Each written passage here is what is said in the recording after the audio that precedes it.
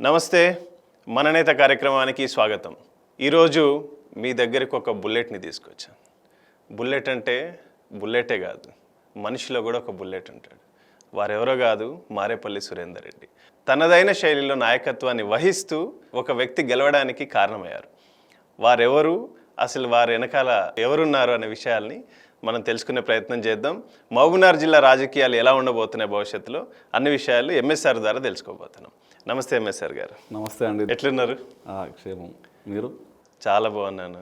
మిమ్మల్ని చూసిన తర్వాత చాలా కాన్ఫిడెన్స్ వచ్చింది మహబూబ్నగర్ జిల్లా రాజకీయాలలో యువతకి అని. ఈ మధ్య కాలంలో చాలామంది నాకు ఫోన్లు చేశారు. ఆ మధ్య మీరు చూశారు కదా, మహబూబ్నగర్ జిల్లాలో ఒక నియంతృత్వ రాజకీయ పోకడ పోతున్న శ్రీనివాస్ గౌడ్ని ఓడించాలి, లేకపోతే నియంతృత్వాన్ని మహబూబ్నగర్ జిల్లా సహించదని నేను కూడా ఒక వీడియో చేసినప్పుడు తను మీ మీద నేను ఎక్కువగా మాట్లాడానని చాలామంది నాకు కాల్ చేసి మీరు ఎంఎస్ఆర్ ఇంటర్వ్యూ చేయాలని చెప్పి నన్ను చాలామంది మహబూబ్నగర్ జిల్లా నుంచి స్పెషల్గా మీ హన్వాడ మండలం నుంచి అడిగారు. అందుకే నేను మా స్టూడియోకి పిలిచాను మిమ్మల్ని. ఒక వ్యక్తిని ఎమ్మెల్యేగా చేసి నిజంగా అంటే ఇప్పుడు హ్యాపీగా ఫీల్ అవుతున్నారా, ఎక్కడన్నా ఇంత బాధ ఉందా? మొట్టమొదటగా ఎమ్మెల్యేగా ఎన్ఎం శ్రీనివాసరెడ్డి గారు గెలిపించినందుకు నియోజకవర్గ ప్రజలకు అందరూ కూడా పేరు పేరున ధన్యవాదాలు తెలియజేస్తా ఉన్నాను మీ ద్వారా. Thank you. ఇంతకుముందు కూడా ఆయన 2.5 years ఎమ్మెల్యేగా పనిచేసిండు. ఇప్పుడు కొత్తగా నేను ఎమ్మెల్యేగా చేసింది లేదు. 2.5 years పనిచేసిండు. ప్రజల్లో మంచి పేరు ఉంది. మంచోడు అనేది ఆయనకు ఒక బ్రాండ్.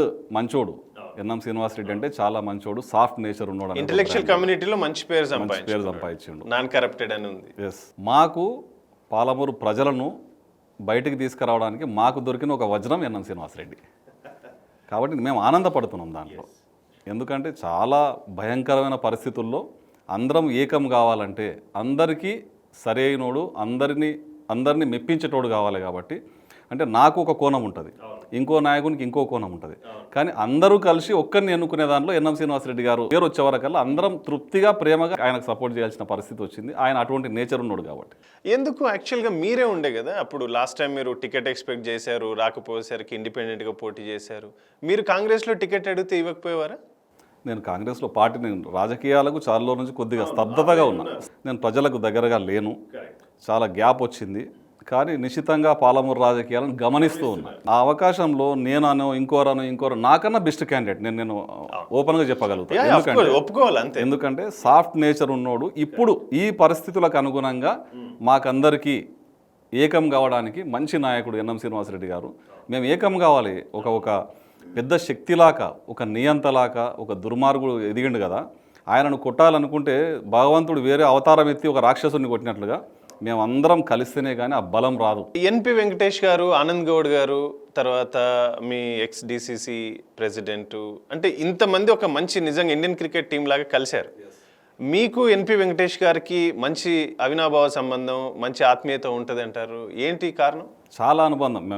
నేను మామనార్లో పుట్టి పెరిగినాను కదా, ఫస్ట్ నుంచి కూడా ఆయనకు నాకు చాలా అనుబంధం ఉంది. మా 15-20 ఏళ్ళ బంధం మాది. కాబట్టి మా కోఆర్డినేషన్ కూడా అట్లే ఉంటుంది. మొన్న ఎలక్షన్లో కూడా మేమిద్దరం కలిసి పనిచేయడం అనేది చాలా తృప్తిగా ఉంది నాకు. మా కాంబినేషన్ ఆడ సెట్ అయింది, మా కెమిస్ట్రీ ఆడ సెట్ అయింది. ప్రజలు కూడా మమ్మల్ని దగ్గరకు తీసుకున్నారు, రిసీవ్ చేసుకున్నారు. దాంట్లో భాగంగా ఈ విజయం సాధ్యమైంది. మేము ఒక్కరే కాదు, బాధించబడ్డ వాళ్ళందరూ కూడా ఏకమైనారు. వాళ్ళని ఏకం చేసే దాంట్లో మేము సఫలీకృతమైనాం. సైలెంట్ ఓట్ బ్యాంక్ జరిగింది. శ్రీనివాస్ గౌడ్ కూడా ఎక్స్పెక్ట్ చేసలేకుంటాడు నేను ఓడిపోతాను అని. అంటే ఆయనకున్న డబ్బు మీరు చూసింటారు. మామనార్లో మీరు వచ్చింటారు ఈ మధ్యకాలంలో. మధ్యాహ్నం కొద్దిగా ఆ టూరిజం దాంట్లో ఉన్నాడు కాబట్టి ఆ వాటర్ బడ్డట్లో ఛాయ్ కప్పు పెట్టిండు చౌరస్తాలో. ఒక చిన్న శిల్పాలు ఏర్పాటు చేసిండు. డెవలప్మెంట్ అంటే ఆయన దృష్టి అదే అనుకున్నాడు. రోడ్ల మీద బొమ్మలు పెడితే డెవలప్మెంట్ అనుకున్నాడు. వెనకటికెళ్ళి వాతలు పెట్టిండు. వెనకెళ్ళి ఆ వాతలు వడ్డోళ్ళందరూ ఏకమైనరు లోన అనేది ఆయనకు అర్థమయ్యలేదు. నా డబ్బు, నా అధికారం ఇవన్నీ కూడా నన్ను గెలిపిస్తాయి, నేను నియంత లేకుండా భయపడి నాకు ఓట్లేస్తారో అనుకున్నాను. కూడా ఒకటి అనిపించింది. ఆ మధ్య నేను ఒక 5-6 months ఎగో అనుకుంటా, ఇఫ్ ఐఎమ్ నాట్ రాంగ్, నేను మహబూబ్నగర్ వచ్చి చాలామంది మీడియా మిత్రులు కానీ కొంతమంది మన వెల్ విషర్స్ అందరూ మన డిస్ట్రిక్ట్ క్లబ్ ఉంది కదా, ఈడికి రండి అన్న అందరం ఇక్కడ టీ తాగుదాం అంటే అక్కడికి వెళ్ళాం. ఏదో సందర్భంలో ఒక మిత్రుడు ఉండి శ్రీనివాస్ గౌడ్ అట్లా అన్న బాగా మొనోపోలి అది ఇదని జనరల్ టాక్ మాట్లాడుతుంటే ఆ మిత్రుడు అంటున్నాడు, అరే గట్టిగా మాట్లాడకరా, మెల్లగా మాట్లాడు, పక్కన గోడకు చెవులు ఉంటాయి మహబూబ్నగర్లో, చెప్పేవాళ్ళు చాలామంది ఉన్నారు అన్నాడు. నేను నిజంగా ఆశ్చర్యపోయినా. అంటే ఒక మంత్రి కొట్లాడి తెచ్చుకున్న తెలంగాణలో ఒక విద్యావంతుడిగా తను టీఎన్జిఓకి ప్రెసిడెంట్గా ఉన్నటువంటి వ్యక్తి ఇంత నియంతృత్వ పాలనని ఎందుకు చేయిస్తున్నాడు అని చెప్పి నేను పక్కన ఉన్న మీడియా మిత్రుని కూడా అడిగాను అదే రోజు. అంటే ఏం చేస్తామన్నా రాజకీయాలు అట్లా అయిపోయినాయి, ఇక్కడ ఎవరు గట్టిగా కొట్లాడే వాళ్ళు లేరు కదా అన్న రోజు నేను ఫస్ట్ మీ పేరే తీశాను నేను ఆ రోజు. ఎందుకు మరి వీళ్ళందరూ ఏం చేస్తున్నారు ఇక్కడ ఉన్నటువంటి లీడర్స్ అని అంటే చెప్పారు, మేబీ ఎంఎస్ఆర్ గారు కూడా రావచ్చేమో త్వరలోనే, కాకపోతే ఇప్పుడు ఇంకెవరు అడిగే వీధి లేనందుకు కొంత వాళ్ళదే, వాళ్ళ తమ్ముడు ఇట్లా అంతా వాళ్ళదే నడుస్తుంది అని చెప్పి చెప్పారు. ఎందుకు అంత మీకు ఎప్పుడు రాలేదా మీ నోటీస్కి అన్న ఇంత నియంత్రిత పాలన జరుగుతుంది, మీరు రావాలి రాజకీయాల్లో అంటే యాక్టివ్ కావాలని ఎప్పుడు అడిగే ప్రయత్నం చేయలేదా? 2014లో ఆయన గెలిచినాక కూడా ఆయన గెలుపులో నేను ఎక్కువ పాత్ర నాది ఉంది అందరికీ తెలుసు. అప్పుడు నేను జెడ్పీటీసీని. అప్పటి నుంచి నేను గమనిస్తున్నా ఆయన రాజకీయాలు. మీరు ఉద్యమంలో కూడా చూడండి, మీరు ఇప్పుడు అర్థం చేసుకుంటే మనకు అర్థమవుతుంది. ఉద్యమంలో కూడా కోదండ రామసొంటోళ్ళను మంచి మంచి నాయకులను వెనక్కి నెట్టేసి ముందలకు వచ్చి ఫోటోలకు పోజులు ఇచ్చి మొత్తం ఈయన చేసినాను అనిపించుకొని అవి మాకు ఇప్పుడు అర్థమవుతున్నాయి. అప్పుడు పెద్ద నాయకుడు అనుకున్నాం మేము, కానీ ఇంతలోనే ఇంత కుట్ర దాగి ఉన్న ఒక రాక్షసుని మేము తెచ్చుకున్నామని మేము ఊహించలేదు. మనిషి కాదబ్బా, అసలు మనిషే కాదు. నేను చెప్తున్నా కదా, అంటే నేను కూడా 10 ఏళ్ళ నుంచి గమనిస్తున్నా, మనసులకు మార్పు వస్తుంది కదా, మన ప్రవర్తనలో మార్పు వస్తుంది. దినదినంగా మనం కొన్ని తప్పులు చేస్తే దాని అనుభవంలో నేర్చుకుంటాం కదా. రోజుకు రాక్షసత్వం పెరుగుతుంది కానీ తగ్గడం లేదు. గమనించిన నేను 2014 తర్వాత నవీన కేసులు క్రిమినల్గా ముద్రేయడానికి ఒక ప్రయత్నం. జనానికి ఎవరన్నా దగ్గర కానీ వాళ్ళని ఇమీడియట్గా వాళ్ళని కొట్టేయడం ఆయన పని. జనానికి దగ్గర నేత కనిపిస్తున్నాడు అంటే వీడిని ఇప్పుడే తుంచేయాలి, లేకపోతే నాకు థ్రెట్ ఉంటుంది. చాలా క్రిమినల్. వీడిని కొట్టిపారేయాలి, మన దగ్గరకు తీసుకొచ్చుకోవాలి, ఏంటికి పనికి రాకుండా చేయాలి, అవన్నీ కండువ వేయాలి, లోన బాగేసుకోవాలి. వీడు వినలేదనుకో కేసులు పెట్టాలి, ఇంకా వినలేదనుకో ఆర్థికంగా వీళ్ళు ఏమేమి ప్లాట్లు ఉన్నాయి దాంట్లో ఏమైనా కేసులు చేపియాలి, ఇంకా వినలేదనుకో వీళ్ళు పిల్లలు ఏడ చదువుతున్నారు, ఇంకేముంది, ఇంకేమైనా ఆ కాలేజీలో సీట్ ఏమైనా క్యాన్సర్. అసలు నీచంగా వ్యక్తిగతంగా ప్రతి పనిలో మనకు అడ్డంకులు పెట్టి వాని దగ్గరికి తీసుకొచ్చే ప్రయత్నం చేస్తారు. ఇంత దారుణం. ఇద్దరు అన్నదమ్ములు ఒకటే అనుకుంటారు మీరు. ఇంకోరు ఉండరు, వాళ్ళ బామ్మడు ఉన్నాడు చంద్రశేఖర్ గౌడ్, పోలీస్ కానిస్టేబుల్గా ఎస్బీలో పనిచేస్తుండే. ఈయన స్పెషల్ జీవో తీసుకొని వచ్చి ఆయనను ఆర్టీఓకు చేంజ్ చేసిండు వాళ్ళ బామ్మడిది కోసమే, 1 డే జీవో సీఎం గారితో. ఆయన కూడా ఒక ఫుల్ టైం కార్యకర్త. మీకు ఇప్పుడు ప్రత్యేకంగా ఇంతవరకు ఏ ఇంటర్వ్యూలో చెప్పని విషయం చెప్తా. పోలీసు వాళ్ళు అయితే కార్యకర్తలు మీదికెళ్ళి కింది వరకు ఒకటే కమ్యూనిటీ వేసుకుంటాడు. ఎస్పీ నుంచి ఎస్ఐ వరకు కానిస్టేబుల్ ఒకటే కమ్యూనిటీ. అంటే మాకు ఆ కమ్యూనిటీ అంటే గౌరవం ఉంది, వాళ్ళ కమ్యూనిటీ గౌరవాన్ని కూడా తీసేసిండు. అవును, చాలా మంది అన్నారు అది. అవి ఆ మధ్య అసలు ఇంకోటి బీసీల్లో కూడా మోనోపోలీ బీసీ అయిపోయినాడు, community favour. Within the కమ్యూనిటీలో కూడా చాలా మంది అగేన్స్ట్ ఉన్నారు. అట్లని ఇదేం లేదు ఆయనకి. పేర్లతో రాజేశ్వర్ గౌడ్ అని ఇప్పుడు ఎస్బీలో పనిచేస్తున్నాడు ఒక ఇన్స్పెక్టర్. ఆయన పని ఏంది తెలుసా, 2 టౌన్ రూరల్ పోలీస్ స్టేషన్లో సీఏగా చేసిండు, 2 టౌన్లో చేసిండు, 1 టౌన్లో చేసిండు, ఆన్నే ఉన్నాడు. ఎలక్షన్ కోడ్లో బయటికి పంపించాలి కదా, అప్పుడు కోడ్ అడ్డం రాంది ఏదైనా ఉంటే ఎస్బీ డిపార్ట్మెంట్, ఆ ఎస్బీలో పెట్టుకున్నాడు. మళ్ళీ ఎంత అవుట్ రైట్గా అంటే కార్యకర్తలను పిలిపించి భయపెట్టి పార్టీలకు పంపించే పని ఆయన ఎస్బీలో ఉండి చేసే పని. ఇంకో పని చేస్తాడు, ఇప్పుడు నాయటువంటి నాయకులు ఉండరు. ఎస్బీ ఏం చేస్తుందంటే రెగ్యులర్గా ఎస్పీకి ఫీడ్బ్యాక్ ఇస్తుంది, ఎవరు ఎట్లా ఎవరు గ్రౌండ్ రియాలిటీని తీసుకెళ్ళి రిపోర్ట్ చేయాలి. ఈయన ఏం చేస్తాడు అంటే, ఇప్పుడు నేను ఎంటర్ అయ్యాను అనుకోండి, నా గురించి బ్యాడ్గా రాంగ్గా ఎస్పీకి ఫీడ్బ్యాక్ ఇచ్చి బయటికి ఒక ప్రాజెక్ట్ చేస్తారు కదా, ఈయన మంచోడు కాదనేది ఫీడ్బ్యాక్ ఇవ్వడానికి ఎస్బీలో ఎవరు నాయకుడు వచ్చినా మంచోడు కాదు, ఆయనకు అనుకూలంగా శ్రీనివాస్ గౌడ్ గారికి అనుకూలంగా ఈయన పనులు ఉంటాయి. వ్యవస్థను మొత్తాన్ని ఇంత భయంకరంగా వాడుకున్నా నేను చూడలేదు అసలు. కేసీఆర్ నాకు ఒకసారి అనిపించింది, కేసీఆర్కి ఇవి తెలుస్తాయా, తెలియవా, తెలిస్తే ఈ సొంటోని పార్టీ ఎట్లా భరిస్తుంది, వాళ్ళని కూడా బ్లాక్మెయిల్ చేస్తున్నాడా అంటే నాకు వాస్తవంగా అనిపించింది. ఎంఎస్ఆర్ గారు ఏంటంటే, మనం చరిత్రలో జనరల్గా రజాకార్లు అని విన్నాం. అయితే నాకేమనిపించింది అంటే, చాలా సందర్భాలలో నిజాం రూళ్ళు కేసీఆర్ చేసిండు, రజాకార్ల రూల్ వీళ్ళు ఎమ్మెల్యేలు చేసిండ్రు అనేది మాత్రం చాలా స్పష్టంగా అర్థమైంది. యదా రాజా తదా ప్రజ. ఎగ్జాక్ట్లీ. నిజాంకి కూడా ఎవరి వల్ల చెడ్డ పేరు వచ్చిందంటే రజాకార్ల వల్లనే చెడ్డ పేరు వచ్చింది.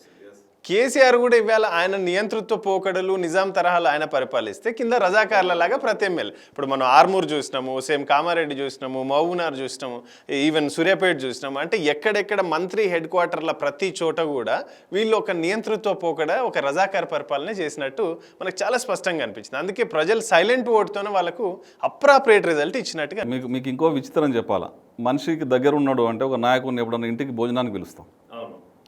శ్రీనివాస్ గౌడ్ గారిని ఎవరైనా భోజనానికి పిలిస్తే ఫస్ట్ వాళ్ళ ఇల్లు చూస్తాడు మీదికి, వాస్తవం ఇది. వాళ్ళ ఇల్లు కిందికి మీదికి చూస్తాడు. ఇల్లు జర మంచిగా అనిపించింది, జర టాపు మొత్తం ఫర్నిచర్ మంచిగా ఉంది, ఇక మనసులో పడుతుంది. దాన్ని మళ్ళీ ఎమ్మడే మున్సిపాలిటీ వాళ్ళకి ఉదయం ఫోన్ చేస్తాడు ఇమీడియట్గా, మొత్తం ఒకసారి కొలతలు తీసుకోండి, 100 ఇల్లు కరెక్టే ఉందా, 100 మన ఇంటికన్నా జర బాగుంది, దాన్ని ఏమైనా చేయొచ్చో చూడండి అంటాడు. వీళ్ళు తీసుకొని ఒక లైన్ గీసిరు అనుకో, వాడు వచ్చి వీళ్ళని అడుక్కోవాలా, లేదంటే దాన్ని జేసీబీ హిటాచి పెట్టి కొట్టేయాలి, బుల్డోజర్తో కొట్టేపియాలి. ఇంత భయంకరంగా ఎవరికన్నా పైశాచికం. వాళ్ళ తమ్ముడు ఉంటాడు, ఆయన పేరు శ్రీకాంత్ గౌడ్. ఆయన పరిస్థితులు, ఆయన మాటల గురించి చెప్పాలంటే ఇక చిన్న నయం పెద్ద నయం.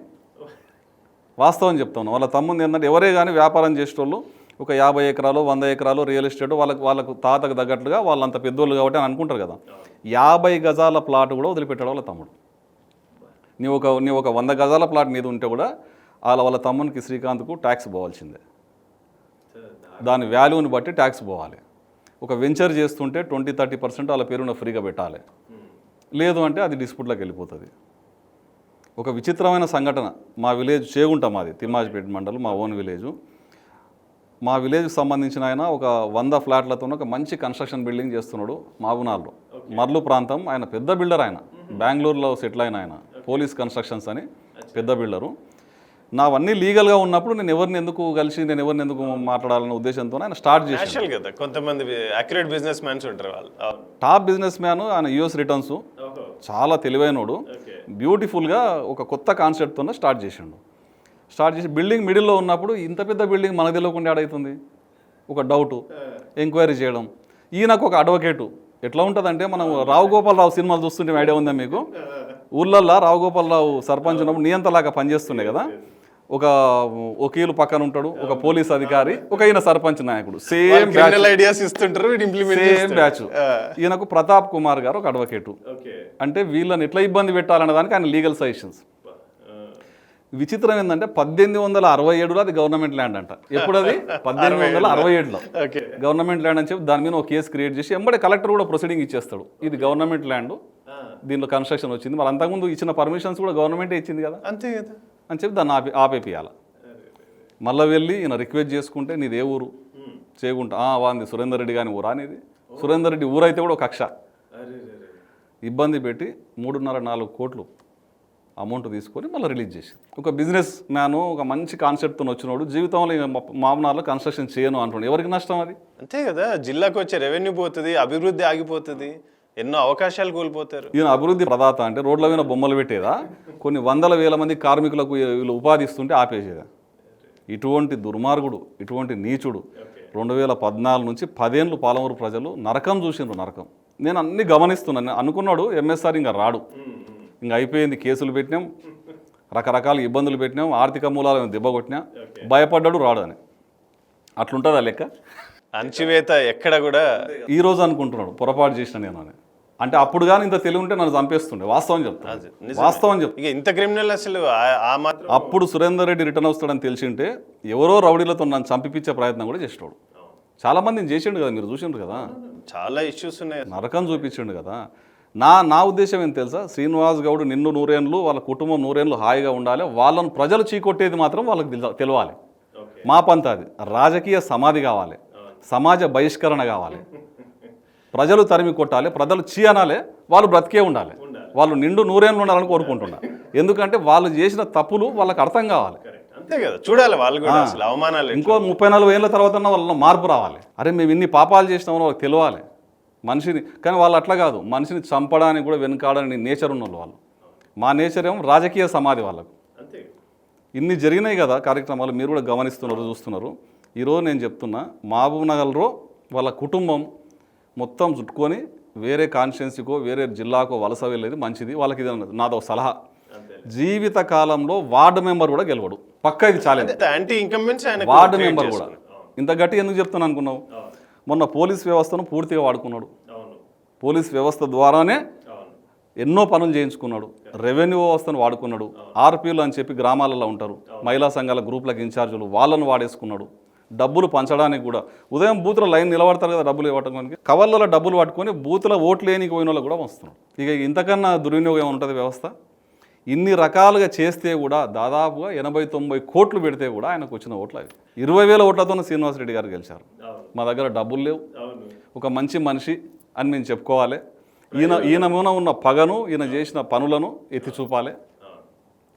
దాంతోనే ఈ విజయం. పైసలు మేము ఏడదట్టుకుంటాం చెప్పండి? ఆయన ఒక సూట్ కేసులో బట్టలు పెట్టుకొని డబ్బులు లేకుండా వచ్చి జిల్లా మంత్రి బాగా సంపాదించేసినప్పటికీ శ్రీనివాసరెడ్డి గారు కూడా 2.5 ఏళ్ళు చేస్తే ఎవరితో 1 రూపాయి ముట్టుకుని లేడు. హానెస్ట్గా పనిచేసినాడు, ఉద్యమ నేత, ఇంటలెక్చువల్ ఉద్యమ నేత, కేసీఆర్తో సమానంగా పనిచేసినోడు, కేసీఆర్కే సలహాలు ఇచ్చినోడు, కేసీఆర్ ఎంపీ గెలుపుల కీలక పాత్ర వహించినోడు, చాలా ఇంటలెక్చువల్. అందరూ అనుకుంటారు నేను వచ్చింటే అది కాదు, కుదరదు కాంబినేషన్. శ్రీనివాస్ రెడ్డి గారే బెస్ట్ క్యాండిడేట్ మహబూబ్నగర్కు.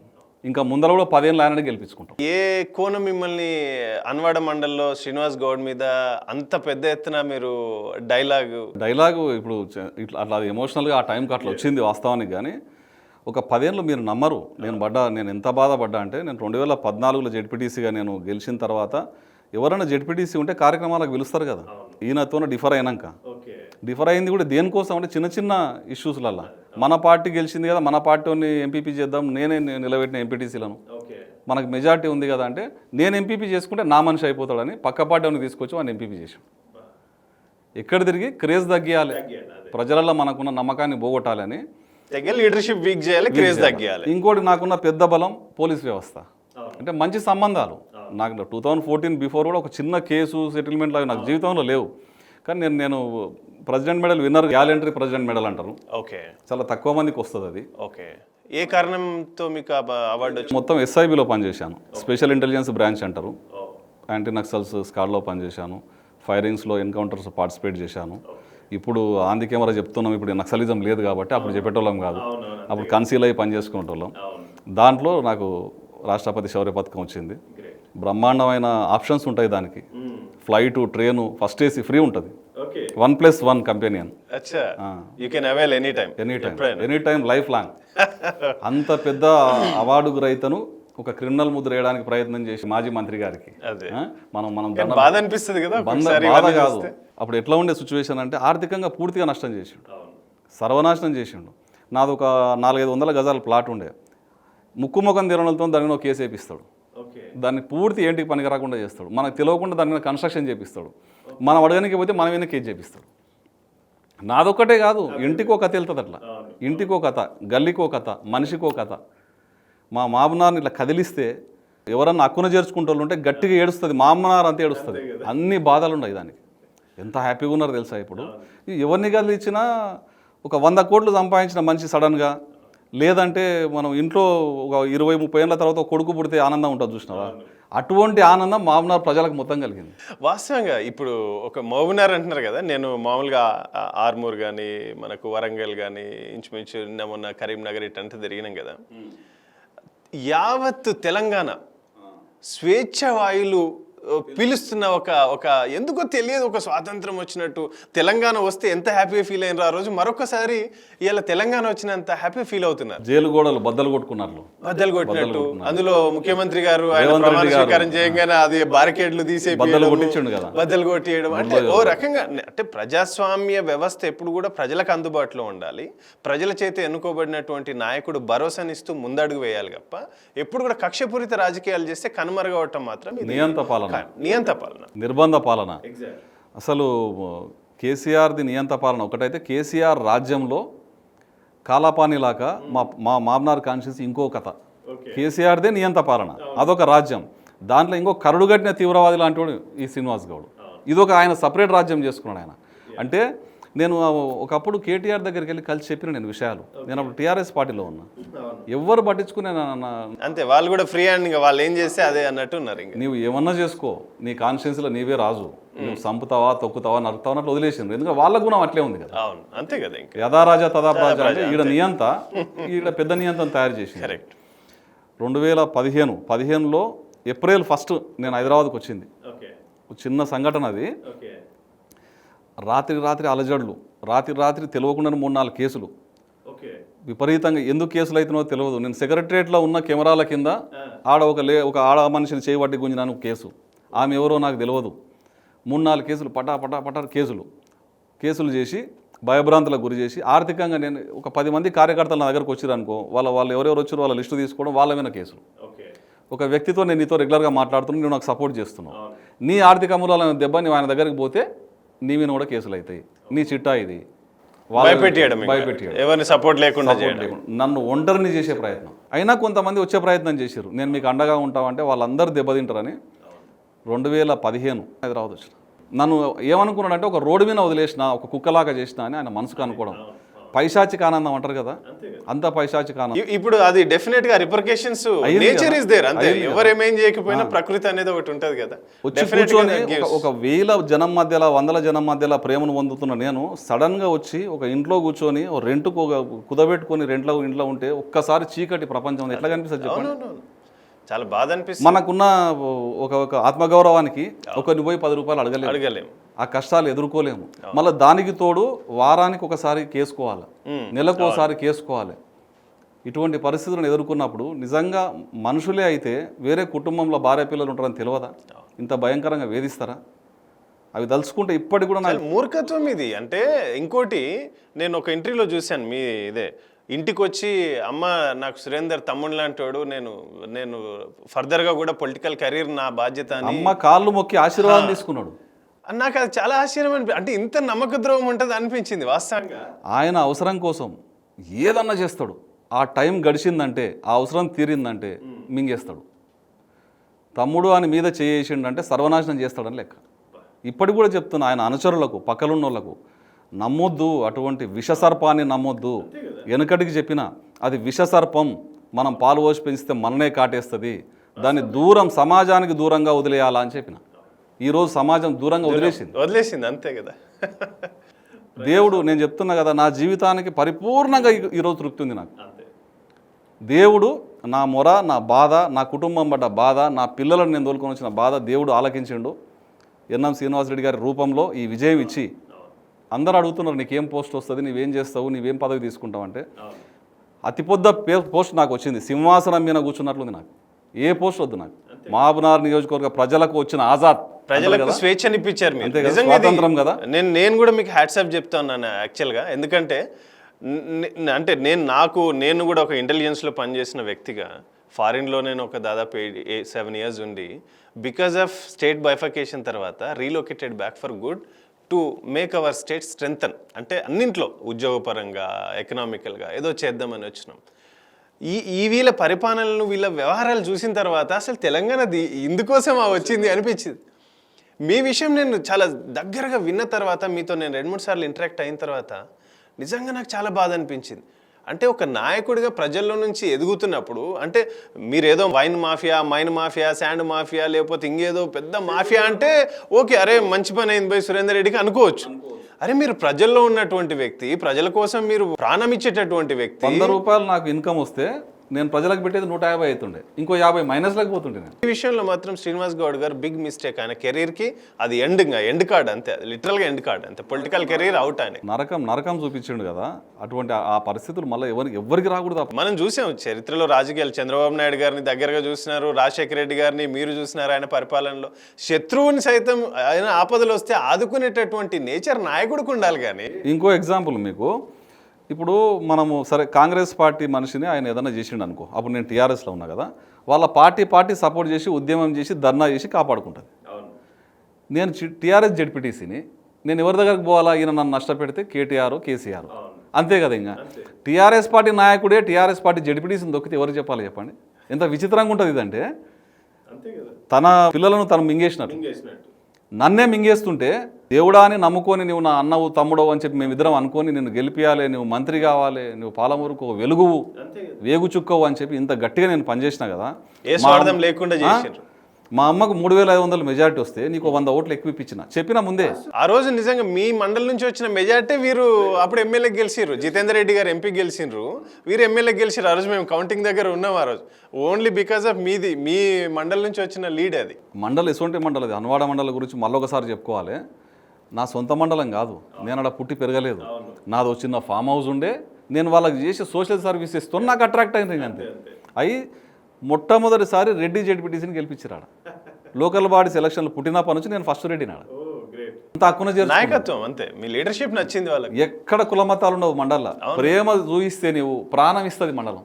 బ్యూటిఫుల్ ఏంటంటే ఎంటైర్ మహబూబ్నగర్లోనే వాస్తవంగా మనం చూసాం. అంటే రెడ్డిలల్లో రెడ్డి వర్సెస్ రెడ్డి ఉంది. ఏ పార్టీలో తీసుకున్నా అందరు రెడ్డిలే కంటెస్ట్ చేస్తారు ఇన్ జనరల్ కూడా. అయినా కూడా అందరు చక్కగా వాళ్ళందరినీ నాయకులను తయారు చేసినటువంటి గడ్డ మహబూబ్నగర్ గడ్డ. అట్లాంటి గడ్డ మీద ఇట్లాంటి రాజకీయ నాయకుడిని అయితే నాకు ఊహ ఉన్నప్పటి నుంచి ఫస్ట్ టైమే చూసాను. రాజకీయ నాయకుడు కాదు ఈయన. రాజకీయ నాయకుడు ఎట్లా అవుతాడు ఈయన? రాక్షసుడు. రాక్షసుని తెలియక మేము రాజకీయ నాయకుడు అనుకున్నాం. నన్ను ఏమి అంటే నేను మొన్న పోయినా మీరు అన్నారు కదా ఆ డైలాగ్ తెలంగాణ చివరస్తల అది.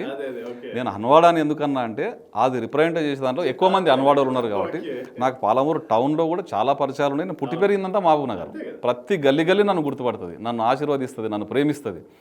ఆ మండలాన్ని ఎక్కువ మందిని నాకు ముందర కనిపించే వరకు ఆ మండలాన్ని మళ్ళీ ఒకసారి ధ్యాస చేసుకోవాలి చేతి ఈ మండలమే ఆయనను బతికించింది, రాజకీయంగా చంపాలన్నట్లుగా నేను ఆ రోజు మాట్లాడింది. చాలా మంచి పేరు. నేను కూడా ఇప్పుడు మీరు వచ్చే ముందు నేను ఒక 4-5 లోకల్ టౌన్ వాళ్ళతో మాట్లాడా, ఎట్లా సురేందర్ రెడ్డి గారు ఇప్పుడు ఏం చేయబోతారు అని చెప్పి నా నాలెడ్జ్ కోసం గ్రౌండ్ రిపోర్ట్ తీసుకున్నాను.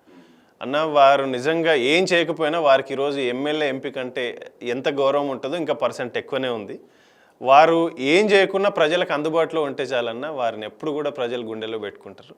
చాలా మంచి స్వేచ్ఛను అయితే ఇప్పించినారు, అది మేమందరం కృతజ్ఞత ఆయనకి. ఒకప్పుడు తిట్టుకున్నారు కదా, శ్రీనివాస్ రెడ్డి గారిని ఓడగొట్టి మంచి మనిషిని ఓడగొట్టి నన్ను గెలిపించిండు, ద్రోహం చేసిండు పాలమూరుకే అన్నారు. అప్పుడు అందరూ అన్నారు ఎన్ఎం శ్రీనివాస్ రెడ్డి గారిని ఓడగొట్టినము అనే దాంట్లో నా పాత్ర ఉంది అని నేనే ఆ పాపం మోస్తున్నాను అనిపించింది.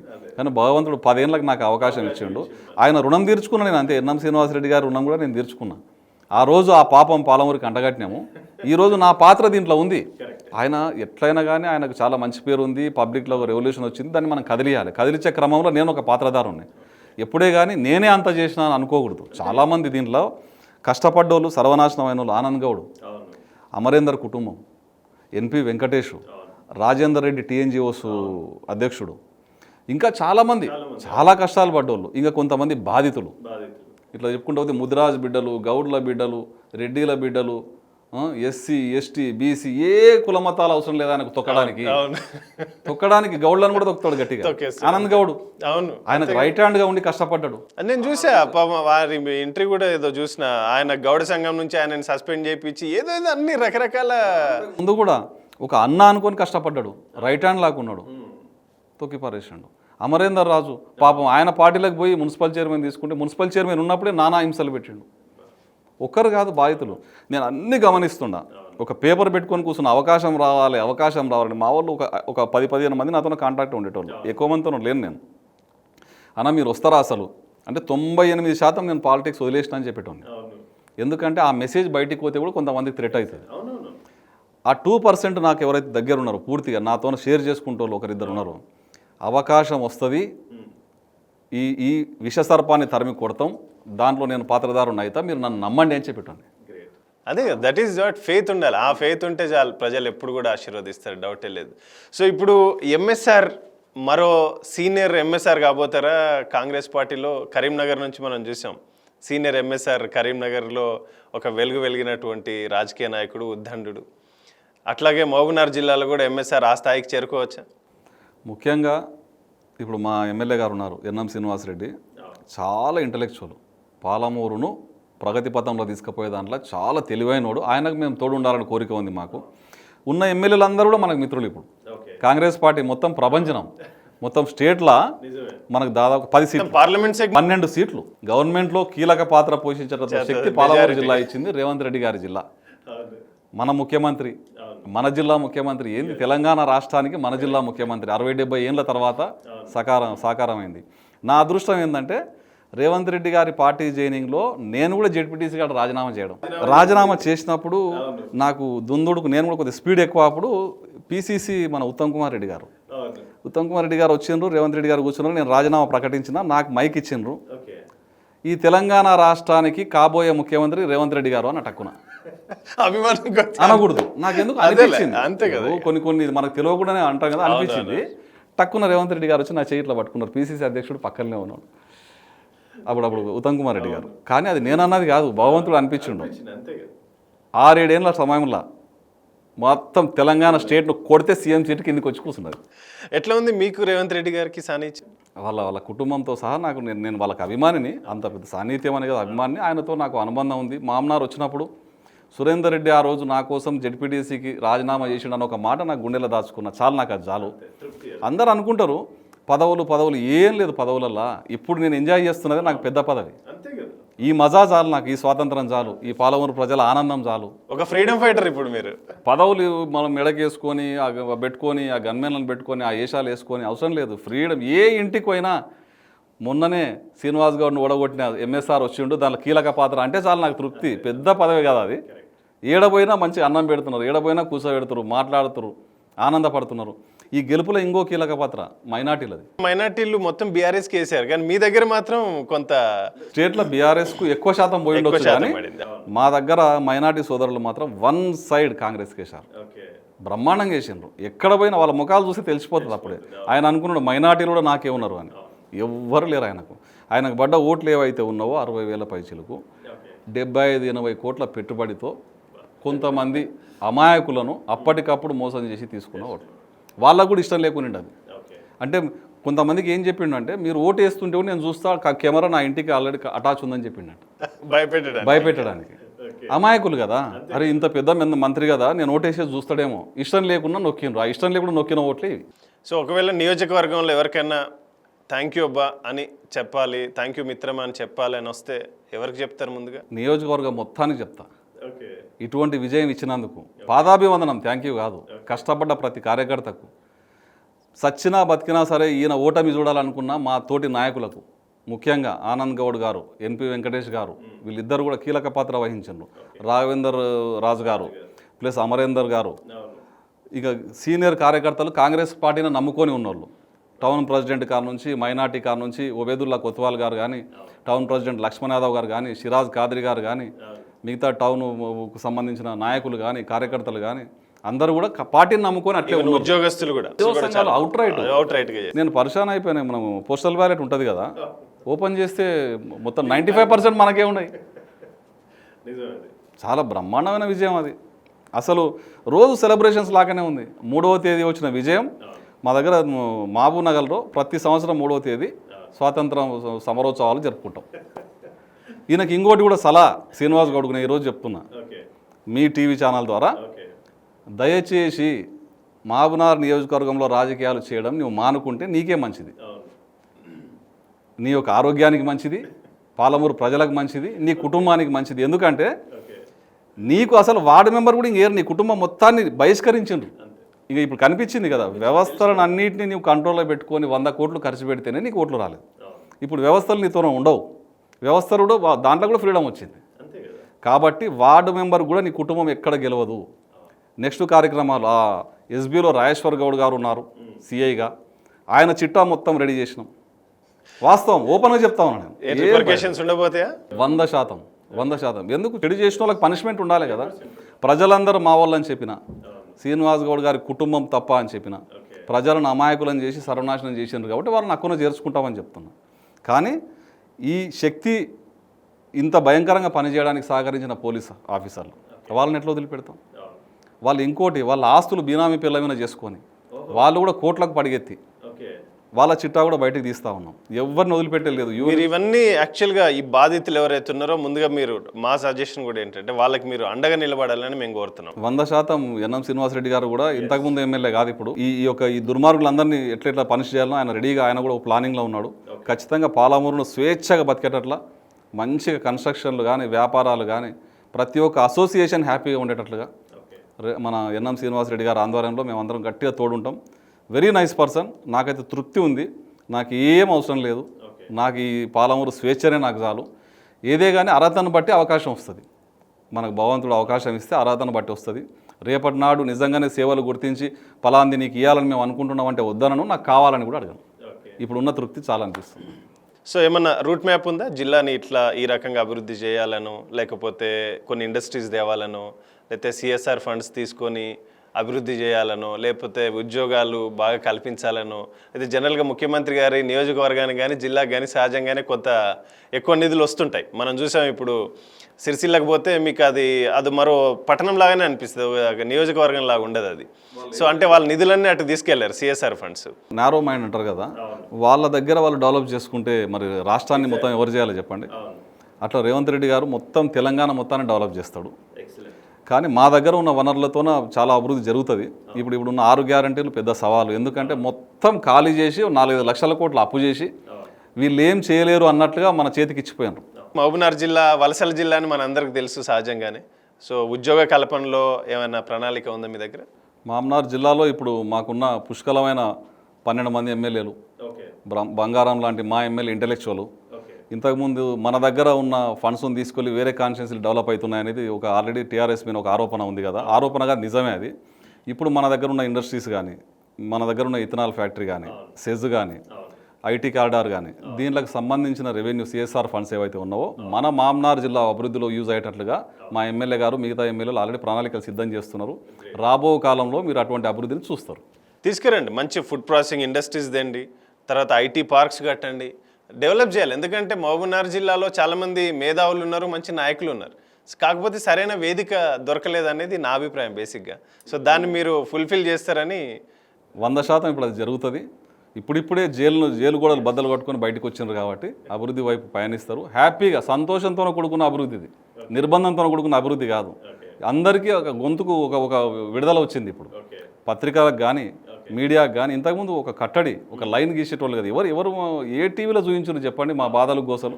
ఇక్కడ చూపించలే కదా, ఆగిపోయినాయి. ఇప్పుడే విడుదల వచ్చింది కాబట్టి అన్ని రకాలుగా అభివృద్ధి ఉంటుంది తెలంగాణ. ఒకవేళ ఎంపీ క్యాండిడేట్ రేపు ఎంపీ ఎలక్షన్స్ వచ్చినప్పుడు ఎంపీ క్యాండిడేట్గా ఎవరు ఉండబోతారంటే? అధిష్టానం పెడుతుంది. ఓకే, మీకు అంటే ప్రపోజల్ ఏమైనా ఉందా? మాకు ఇంతకుముందు అయితే మన వంశీచంద్రెడ్డి గారు పార్లమెంటరీ ఇన్ఛార్జ్గా కంటెస్టెడ్ క్యాండిడేట్, ఆయన అభిప్రాయం కంపల్సరీ తీసుకుంటుంది. ఇప్పుడున్న సిచ్యువేషన్స్ను, ఇప్పుడున్న దాన్ని బట్టి అధిష్టానం నిర్ణయించిన ఓన్లీ పనిచేసే పనే. ఉన్నారా నేను ఎంపీకి పోటీ చేస్తాను వచ్చిన నాయకులు ఎవరైనా, ముందుకు వచ్చిన నాయకులు? ఇప్పుడు అందరూ వస్తారు ముందుకు. తెలంగాణలో నడుస్తున్నది కాంగ్రెస్ హవా, అస్తం హవా. నేను దేశంలో నడుస్తున్నది మోడీ హవా కదా. కావచ్చు, రాబో కాలంలో ఇది కూడా కాంగ్రెస్ హవాగానే మారుతుంది. మారదని మీరు ఎట్లా అనుకుంటారు? ఇప్పుడు మార్పు వస్తుందా లేదా? అసలు 5-10 మంది కూడా ఎమ్మెల్యేలు లేరు. ఇక్కడ గవర్నమెంట్ ఫామ్ చేస్తుందా? వీళ్ళు కొట్లాడతారు, పీకులాడతారు, రేవంత్ రెడ్డిని నడవనిస్తారా అని అనరా లేదా? ఒకవేళ మీకే అవకాశం ఇచ్చి MSR who is best candidate ఒకవేళ అని చెప్పి వంశీచంద్ర రెడ్డి గారు మీకు ఫోన్ చేసి అడిగితే ఏం చెప్తారు? అది ఊహాజనితమైన ప్రశ్నలు ఇవి, నేను చెప్పకూడదు. అంటే మామూలుగా ఉంటుంది కదా బేసిక్గా. అట్లా మహాసముద్రము, మహామేధావుల సముద్రము, వాళ్ళంతా చిలికి రంగరించి ఒక బలమైన అభ్యర్థినే పెడతారు. ఇప్పుడు చాలా మంది కాంపిటీషన్ ఉంటుంది, పెడతారు. మేము మళ్ళీ ఎంపీ ఎలక్షన్లో కూడా గట్టిగా పనిచేయడానికి ముందు ఉంటాం. ఆ ఆశలు లేవు, తృప్తి ఉంది ఇప్పుడు అంతే. సో మొత్తానికైతే రాజకీయ పరంగా సంతృప్తి చెందినటువంటి నాయకులు ఎంఎస్ఆర్ అని చెప్పొచ్చు. ఇప్పుడు రాజకీయ పరంగా నేను సంతృప్తి, అవును, నియోజకవర్గ పరంగా మా ప్రజలందరూ సంతృప్తి. ఇప్పుడు నాకు అదే ఆనందం. రాబో కాలంలో అందరికీ కూడా ఫలాలంతా అభివృద్ధి జరుగుతుంది, ఆనందకరమైన అభివృద్ధి ఉంటుంది. ఇప్పుడు చెప్తున్న ఈ వ్యాపారస్తులకు కూడా, మిగతా వాళ్ళందరికీ కూడా స్వేచ్ఛగా మీ పనులు మీరు చేసుకుంటే ఎవరు అడిగే దిక్కు లేదు. ఒక దుర్మార్గులకు, దుష్టులకు, దోపిడీదారులకు, దౌర్జన్యం చేసేటోళ్లకు, రౌడీలకు తప్ప మిగతా వాళ్ళందరికీ పాలమూరు ఆనందంగా కనిపించబోతుంది. ఆ విధంగా మా ఎన్ఎం శ్రీనివాసరెడ్డి గారు పరిపాలన ఉంటుంది. సో ఎవరికి ఏం కమిషన్లు ఇవ్వాల్సిన అవసరం లేదు, ఎవరు మీ పేరు వాడి ఎవరు 10 రూపాయలు కలెక్ట్ చేసేటటువంటి అవకాశాలు మీరు కల్పించరు. ఎన్ఎం శ్రీనివాసరెడ్డి గారు 7వ గ్యారంటీ అది. ఆయన ఒక 7 గ్యారంటీలు పెట్టిండు. కమిషన్లు అవసరం లేదు. 6 గ్యారంటీలు మీ పార్టీ అయితే 7 గ్యారంటీలు కమిషన్లు అవసరం లేదు. నా బ్యానరు షాపుల దగ్గర వేసుకునే అవసరం లేదు. ఎవరిని దౌర్జన్యాలు, ఇబ్బందులు పెట్టాం. వ్యాపారస్తులు వాళ్ళ వ్యాపారం చేసుకోవచ్చు. భూదందాల్లో మా కమిషన్లు ఉండవు. కానీ దుర్మార్గులు, రౌడీలు, దౌర్జన్యం చేసే వాళ్ళకు మాత్రం ఉక్కుపాదం మోపి తొక్కేస్తామని చెప్పిండు. దానికి మేమందరం తోడుంటాం అంతే. సో ఈ పరిపాలన సాఫీగా సాగాలి, తర్వాత ప్రజలకు ఇచ్చిన భరోసా నెరవేరాలి, తర్వాత ప్రజల నమ్మకాన్ని మీరు నిలబెట్టాలి. సో మీరు ఎప్పుడు ప్రజలకు అందుబాటులో ఉండాలి. ఏ తప్పిదమైతే జరిగిందో గతంలో ఆ తప్పిదం ఇప్పుడు జరగకూడదని మా పబ్లిక్ కోర్టు తరఫున కూడా మేము మిమ్మల్ని కోరుతున్నాము. సో మంచి పరిపాలన మీరు అందిస్తారని కూడా ఆశిస్తున్నాం.